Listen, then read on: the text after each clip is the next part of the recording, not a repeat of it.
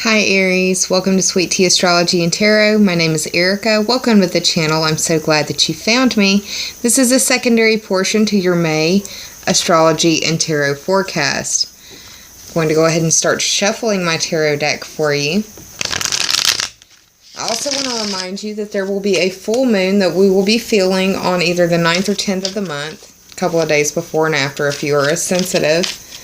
It'll be playing out in your 8th house, and the 8th house is a pretty sensitive house. It's the house of life, death, and rebirth, primal, basic, or human instincts. It's the house of sexuality and other people's money. It's the house of transformation, regeneration, or metamorphosis. It is an emotional house. It is a very intimate house, and you can act very instinctually when this house is triggered.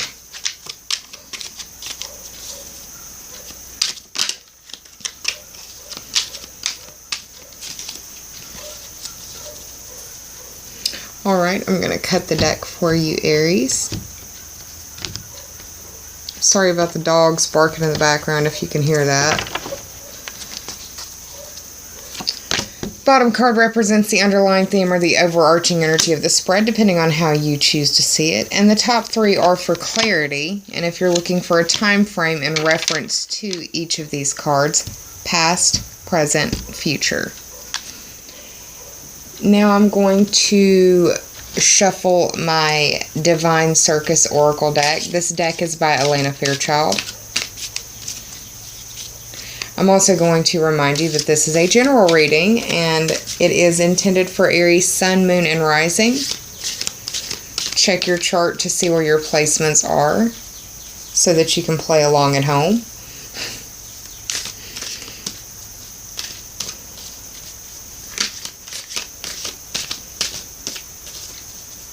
Aries, there's been a lot of energy flowing through you this spring.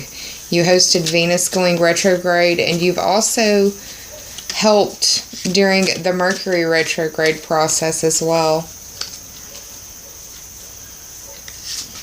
Matter of fact, Mercury will be going direct in Aries at the very beginning of May.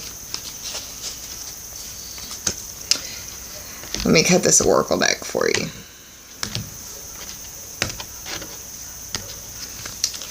Here is your Oracle card, Aries. Alright, what I'm going to do now is hit the pause button, flip these cards over and do the tarot math, and I'll be right back with your story, Aries. So hang tight. I'll be right back, y'all. Hi, Aries. I'm back with your cards, so let's get started. The underlying theme or overarching energy for this month is the Seven of Cups in reverse, and this means a couple of different things to me.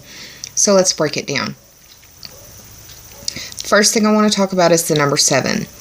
The number 7 represents to me the 7th house on the astrological wheel, which is ruled by the zodiac sign of Libra, and it deals with your partnerships and your relationships, how you identify who you are as an individual through those interactions with those other individuals in your world. It is also your dealings with open enemies, people that you have an open beef with, and also counseling if you are in counseling sessions. The other way that the number 7 can speak is in issues of faith. The fact that it's in reverse could be a lack of faith, or it feels like all hope or faith is lost in some reason or another. Like I said, underlying theme, overarching energy, and this is a general reading, so don't freak out.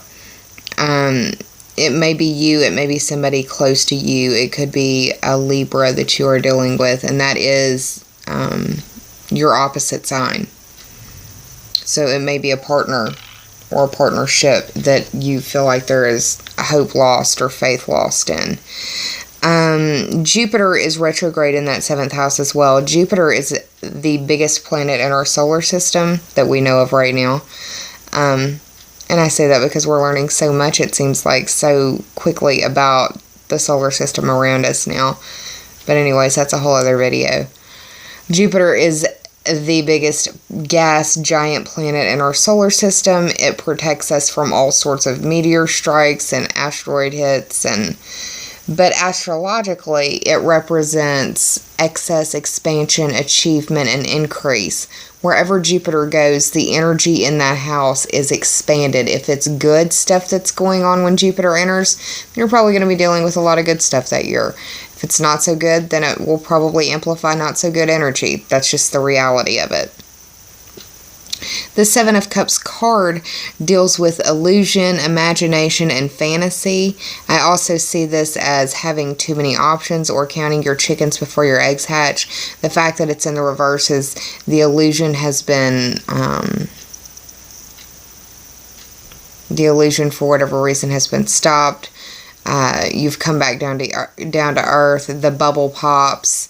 The fantasy meets the reality. I don't know how else to put that, but yeah.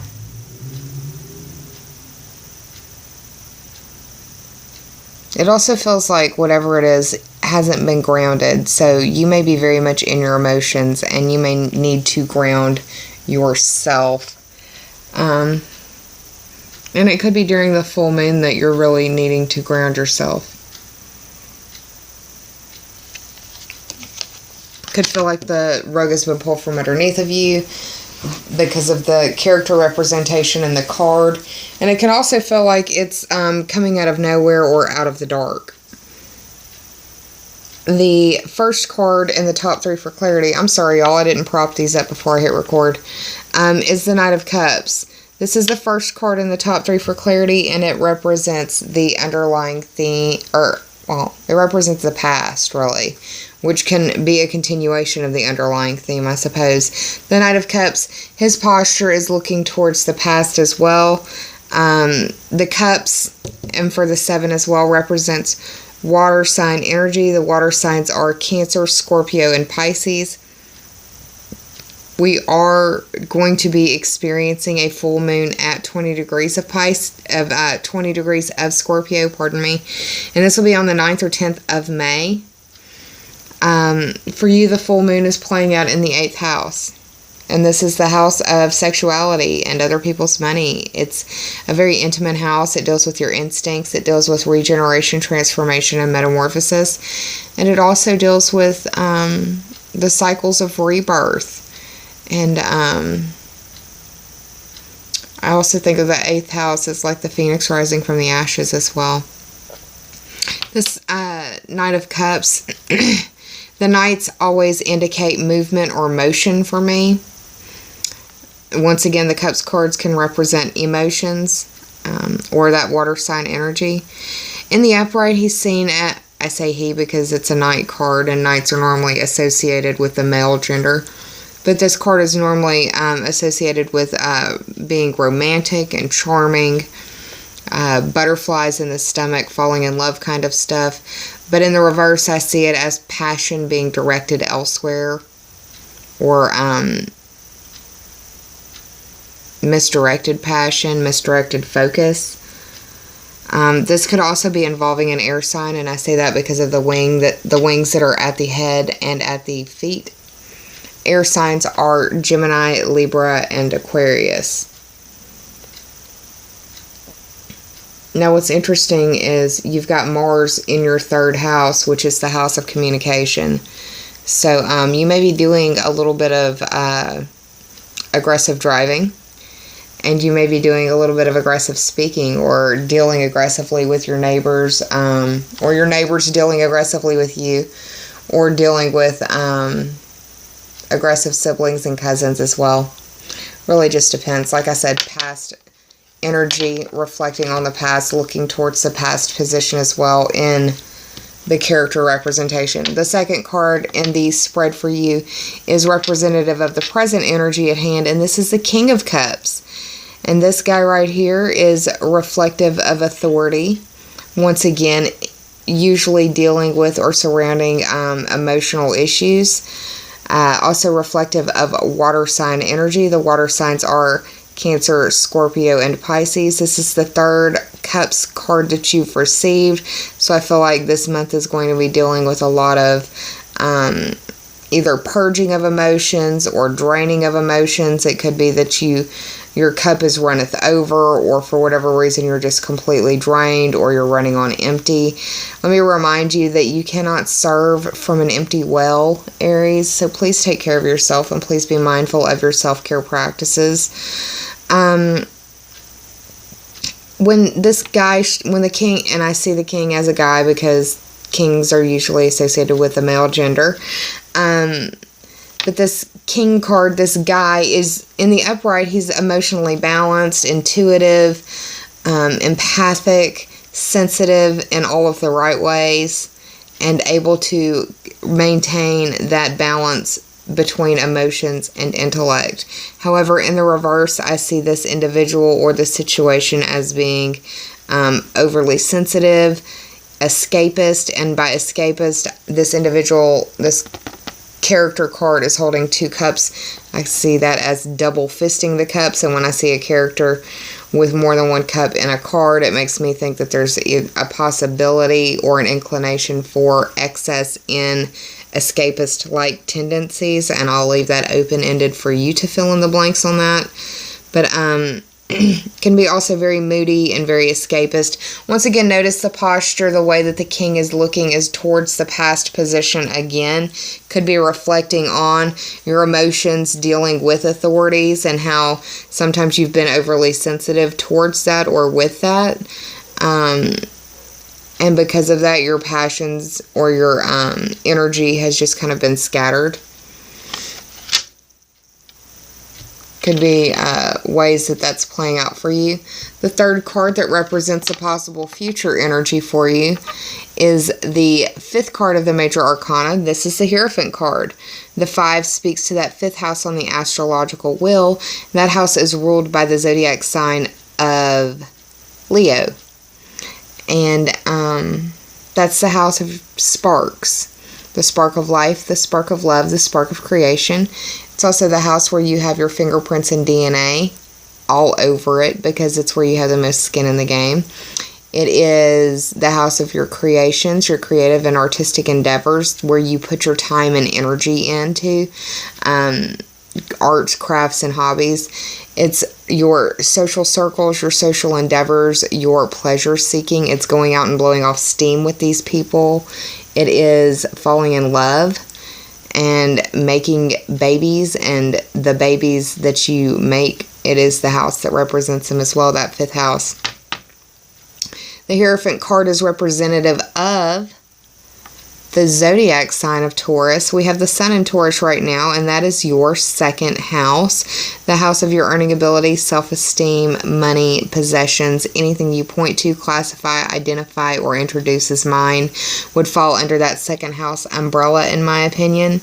The Hierophant card is known to embody the ideal, it's the embodiment of the themes of determination and being stubborn. This card is seen as dealing with, possibly dealing with authority figures or looking at authority figures in your world, possibly speaking to, pardon me, conversing with authority figures, maybe over your possessions or your earning ability, your money, your self-esteem, or your partner. This card is also seen as a search for meaning, and this can be through spiritual or moral development. So,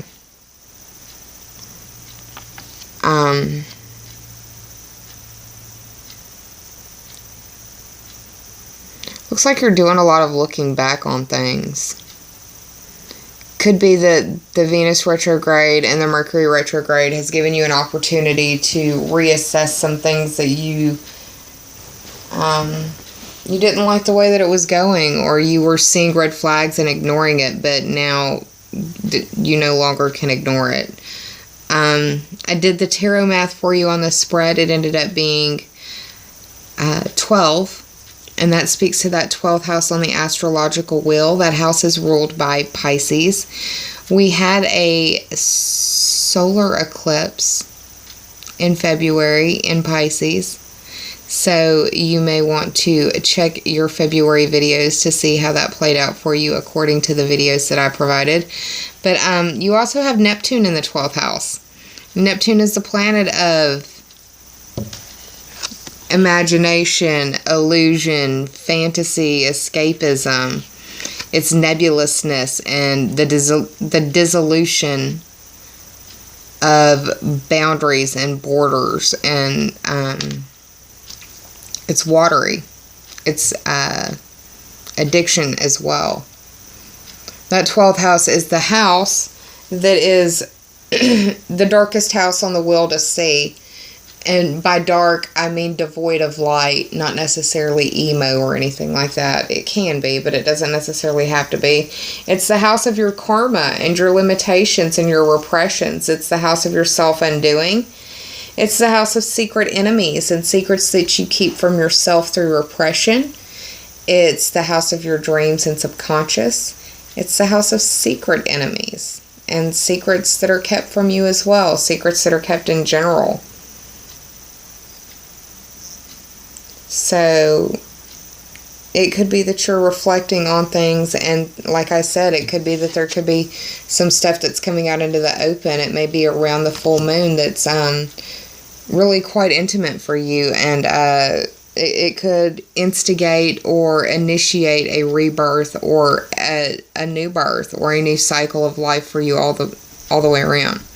Really just depends on what's going on in your personal chart, Aries. Uranus being in Aries for as long as it's been there, you are no stranger to shocks and surprises by now. So it is what it is. Breathe through it, and I hope that you are well. Let's go ahead and transition over to the oracle cards, or oracle card for you, Aries. What I pulled for you from the Divine Circus Oracle by Elena Fairchild is the 33rd card of this deck. It's the Proud Period. I believe I'm pronouncing that right. I think proud is the operative word on this card. 3 plus 3 is 6, and that speaks to that 6th house of work and health, or competency and skills that you bring to the services that you provide. It's also your daily life, your daily agenda, your daily to-do list, the daily grind, and the things that you do on a daily basis that makes your life easier and run more efficiently. It's those daily interactions that you have as well. Now, I said that proud was the operative word in this card, and I do believe that that's the case. Pardon me, y'all. But there's also a rhetorical question that is associated with it as well. Basically, if you were proud of who you are at this very moment in time, if you were proud of who you are and all that you have learned in this life so far, and you would be free from shame, from guilt, or judgment, what would you choose for yourself today, this week, this month, this year? You don't necessarily have to answer this. You can if you want to. It would be a great journal prompt.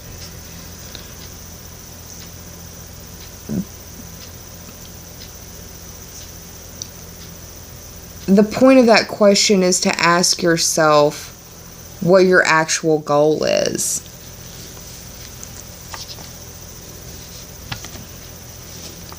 And sometimes the only way that you can get to that answer is by asking yourself the questions without the restraints of feeling guilt or shame or judgment. Sometimes leaving those shackles behind, even in the hypothetical or rhetorical world, can help you to answer those questions that sometimes feel unanswerable. Overall, this card is asking you to be proud of all that you have done and how far you have come, and to absolutely never be ashamed of who you are or the journey that you've taken. This card also indicates that you need to keep your sense of dignity intact and take pride in who you are. And that's not anything that's difficult for most Aries out there. However, I know many individuals that are under the Aries zodiac sign that have dealt with some pretty shocking stuff since Uranus came into Aries. And it's been even more shocking since the Venus retrograde motion started unlocking things for us to observe and reflect on. And for each of it, it's been different situations and different areas. And for some of us, it's been hidden situations that we didn't know anything about. And it could be hidden situations in our partnerships. And I don't want to be the bearer of bad news, but I do want to empower you on the situation. You may need to be stubborn. You may need to be determined. You may need to search for meaning in the situation. Understand that all of it is for your growth. No matter how much it hurts. No matter how bad it hurts. No matter how bad the situation is. All of it comes to you as a lesson or a blessing. And sometimes both if you're lucky. So, Aries, that's what I've got for you for the month of April. I do hope that you're well, and I'm sending you so much love. And I hope you enjoyed this reading. If you did, please like, share, and subscribe. And if you already have, I thank you from the bottom of my very grateful heart. I'm going to be around for some more videos, but I've got to finish this series first. So send me some loving energy on that end, please. I do hope that the month of May is good for you. I truly hope that the majority of you aren't dealing with these reflections of the past. But if what you come to is indicative that you are not being respected or respecting yourself, where you are compromising yourself over and over for another, then maybe it is time for you to reflect on that. And maybe that's what Mercury and Venus retrograde was asking you to do. Please take care of yourself, Aries. Please be kind to yourself and save some of that kindness for others, because we're all going through private battles in our world that some of us may never speak about to another living soul. I'm sending you a lot of love, y'all, and I do hope that you're well. I'll see y'all soon. But until then, take care, namaste, and bye, y'all.